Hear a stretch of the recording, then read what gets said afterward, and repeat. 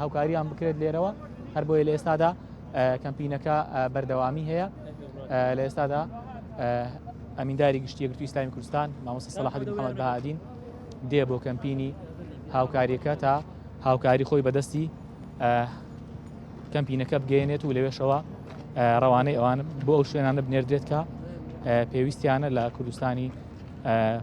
باکوور و ڕۆژاوە دیارەکە لە ئێستادا ئەوان دێن بۆی کەمپینەکە مامۆستا سەلاحەدین محەممەد بەهادین ئەمینداری گشتی یەکگرتووی ئیسلامی کوردستان لەگەڵ بەرپرسی هەردوو مەڵبەندی دوو چواردەی هەولێری یەکگرتوو کە لێر ئامادەییان هەیە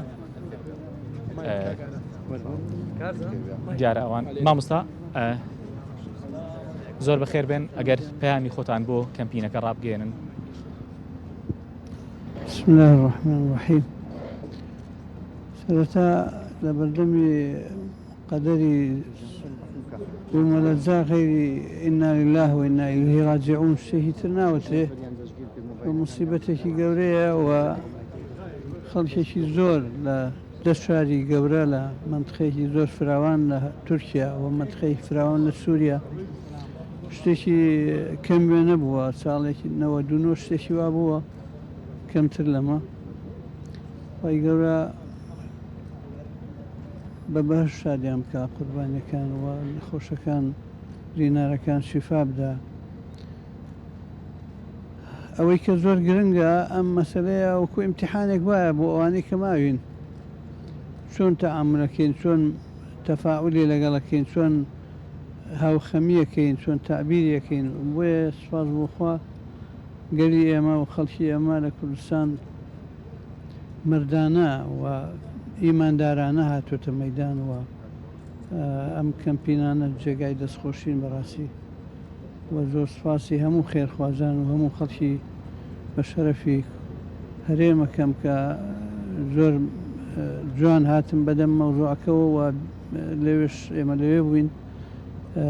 بیست بوویان کە ئەو خەڵکە ئەوایە شتێکی زۆر جوان بوو و بێگومان لەگەڵ ئەوەش کە خێرە منەتێکی نییە ئینسان ئەبێ ئەمڕۆ ئەوانن سبەینێشی ترە دوو سبەی نازانی چۆنە هەموو محتاجی ئەوەین کە خۆمان پاکەینەوە و ڕسق و ڕۆزیمان پاکەینەوە و ماڵ و مناڵمان بە سەدەقا بەڵای لێ دوورخین لەبەرەوە شتێکی تەبیعیە سروشتیە کە خێرخواز بین بەڵام هەر لەم زروفەشە جێگای تەقدیرە و دەستخۆشیێکی زۆر بوو ئەو ڕێکخرا و دەستگایانەی کە ئەم کارە پیرۆزەکەن و خەڵک تووشی خێرەکەن بۆیە بەتایبەتی بۆ بەڕێزان لە ڕابطەی خێرخوازی و هانای خێرخوازی و بەختەوەری دەستخۆشیان دەکەین خی گەورەیان قبولکە و لە هەموو ئەو ستاف و کارمەند و ماندوو نەناسانەی کە سوپاس بۆخوا چەند ڕۆژێکە لەگەڵ ئەم خەمە بەشداریان کردووە